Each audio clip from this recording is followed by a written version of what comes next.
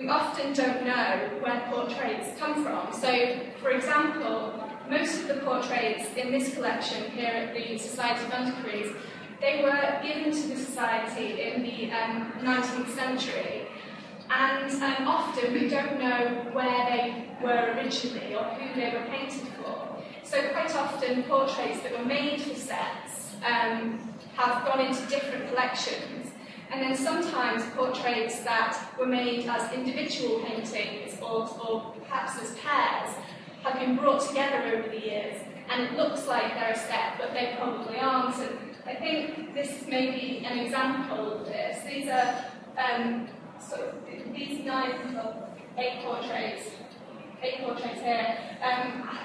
They have been kind of grouped together, partly because they came to the Society from the same collection.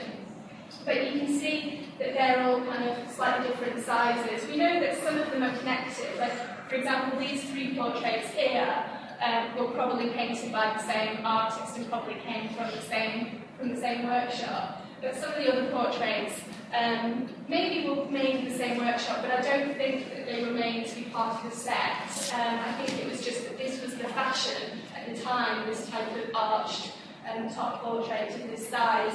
But again, these portraits are really important because they tell us that there was a real appetite in the 16th century. These were probably painted in the first 3 decades of the 16th century. And there was a real appetite for portraits of historical figures, like, for example, Charlemagne, and also an appetite for portraits of famous foreign figures, so rulers of other countries.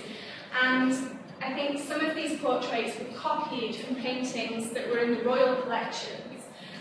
So almost we know that the king owned portraits of probably all of these people, and they were probably hanging in the royal palaces. And those people naturally wanted to imitate the crown. They wanted to have the wealthy noblemen of England wanted portraits hanging in their own country houses that looked like the portrait displays they saw at the royal palaces. So people made commissioned copies of royal portraits to hang in their own collections.